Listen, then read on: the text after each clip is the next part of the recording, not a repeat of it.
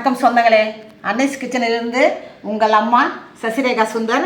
இன்றைக்கி நம்ம கிச்சனில் முட்டையை வச்சு ஒரு கிரேவி செஞ்சு காட்ட போகிறேன். இதை முட்டையை பார்த்தீங்கன்னாக்கா வேக வச்சு செய்யலை. இது ஏற்கனவே நான் வேக வச்சு செஞ்ச முட்டை கிரேவி உங்களுக்கு செஞ்சுருக்கேன். நான் இது உடச்சி விட்ட முட்டை கிரேவி செஞ்சு காட்ட போகிறேன். அதுக்கு என்னென்ன பொருள்லாம் வச்சுருக்கலாம் பார்க்கலாம் வாங்க.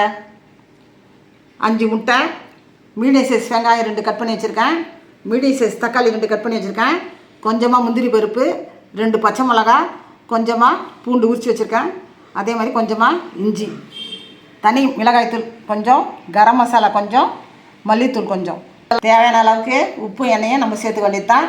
இப்போ இதெல்லாம் பார்த்தீங்கன்னாக்கா நம்ம வதக்கி விட்டு பேஸ்ட் அடித்து எடுத்து வந்துடணும். வாங்க பார்க்கலாம். அடுப்பத்தை வச்சாச்சு.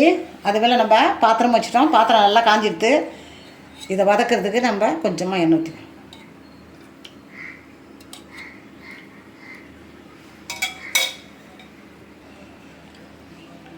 முதல்ல பார்த்தீங்கன்னா வெங்காயத்தை போட்டுக்கோங்க.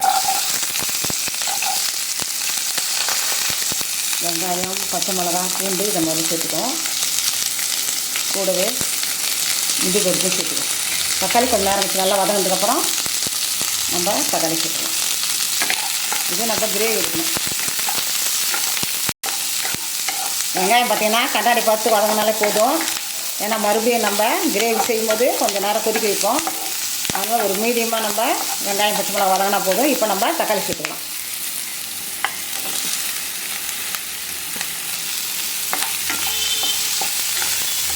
எல்லாமே ஓரளவுக்கு வதங்கினா ஆற வச்சு நம்ம மிக்சியில் போட்டு எடுக்க வேண்டியிருக்கோம். கொஞ்சமாக இது கூட நம்ம உப்பு ஆட் பண்ண வேண்டியிருக்கோம். நம்ம ஆஃப் பண்ணுறதுக்கு முன்னாடி மல்லித்தூள், தனி மிளகாய்த்தூள் ஒரு 1/2 ஸ்பூன் தனி மிளகாய்த்தூள், கொஞ்சமாக கரம் மசாலா ஒரு 1/2 டீஸ்பூனு கரம் மசாலா எல்லாத்தையும் சேர்த்து சும்மா ஒரு வதக்கிட்டு நம்ம கேஸை ஆஃப் பண்ண வேண்டியதுதான். இதை நல்லா ஆரம்பணும் மிக்சியில் போட்டு எடுத்துகிட்டு வந்து வேண்டியதுதான். இப்போ நம்ம கேஸ் ஆஃப் பண்ண வேண்டியதுதான்.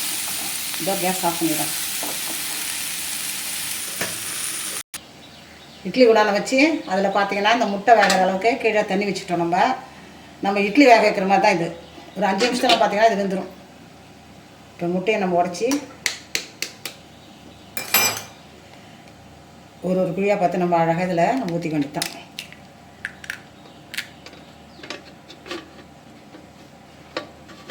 பேலன்ஸில்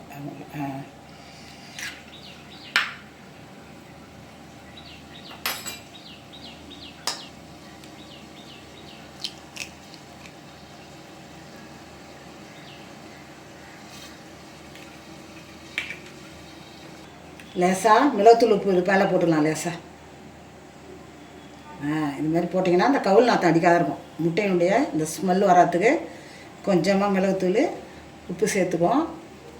இது ஒரு 5 நிமிஷத்தில் வெந்துடும்.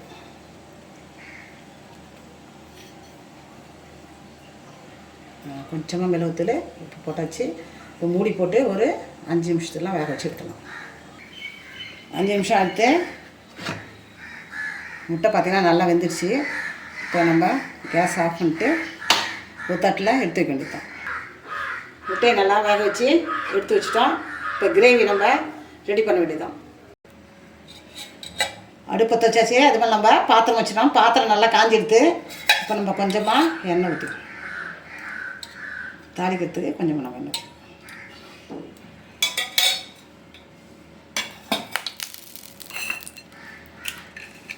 கிரேவி பார்த்திங்கன்னா 2 பிரியாணி இலையும், பட்டை, ஏலக்காய், ஒரு 2 லவங்கம்,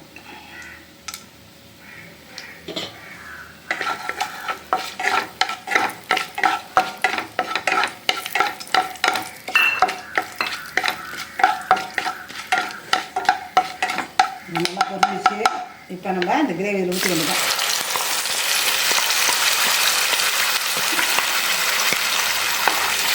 கொஞ்சமாக தண்ணி கழுவி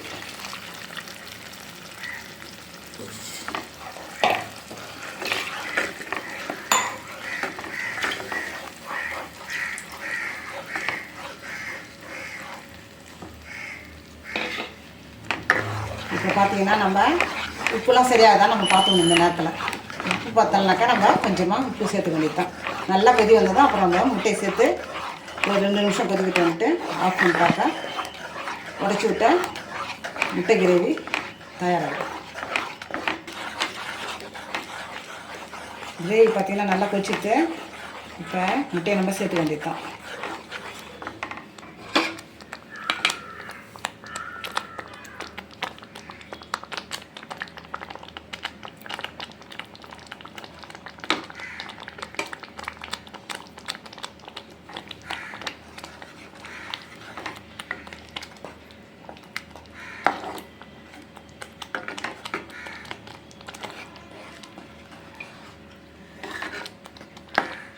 ஒரு 2 நிமிஷம் வந்து கொதி வந்தால் போதும், இறங்கிட வேண்டியதான். கொஞ்சமாக நம்ம புதினா சேர்த்துக்கணும். நல்லா மணமாக நல்லா சுவை மணமும் நல்லாயிருக்கும் புதினா சேர்த்தா. கொத்தமல்லி தழை சேர்க்கலாம், கருவேப்பிலை சேர்க்கலாம், நம்ம இஷ்டம் இது வேணால் சேர்க்கலாம். நான் கேஸை ஆஃப் பண்ணிடுறேன், பிளேட்டுக்கு மாற்றி காட்டுறேன். நம்ம அன்னைஸ் கிச்சனில் இன்றைக்கி பார்த்திங்கன்னா உடச்சி விட்ட முட்டை கிரேவி செஞ்சுருக்கோம். ரொம்ப ஈஸியான டிஷ் தான் இது. அடிக்கடி செஞ்சு பாருங்கள், ரொம்ப சத்தானது, குழந்தைங்க ரொம்ப விரும்பி சாப்பிடுவாங்க. இது பார்த்திங்கன்னா இட்லி, தோசை, சப்பாத்தி, நான் எதுக்கு வேணால் தொட்டு சாப்பிட்லாம். நம்ம சாதத்துக்கு பார்த்திங்கன்னா சாம்பார் சாதம், ரசம் சாதம், தயிர் சாதம், நம்ம எதுக்கு வேணால் இதை தொட்டு சாப்பிட்லாம். இது எல்லாத்துக்கும் இது சைட் டிஷ்ஷாக வச்சுக்கலாம், நம்ம மெயின் டிஷ்ஷாக வச்சுக்கலாம். சாதத்துக்கு போட்டிங்கன்னாக்கா ஒரு முட்டை எடுத்து வச்சுட்டு அதில் கொஞ்சம் கிரேவி போட்டு நம்ம சாதத்தில் பிசைஞ்சு சாப்பிட்டுக்கலாம். நம்ம இது எல்லா விதத்துலேயும் நமக்கு யூஸ்ஃபுல்லாக இருக்கும். பார்த்திங்கன்னா இந்த கிரேவி நீங்கள் செஞ்சு பாருங்கள். செஞ்சு பார்த்துட்டு எனக்கு கமெண்ட்ஸில் சொல்லுங்கள். லைக் பண்ணுங்கள், ஷேர் பண்ணுங்கள், கமெண்ட் பண்ணுங்கள். மறக்காமல் என்னுடைய அன்னைஸ் கிச்சனுக்கு சப்ஸ்கிரைப் பண்ணுங்கள். தேங்க்யூ.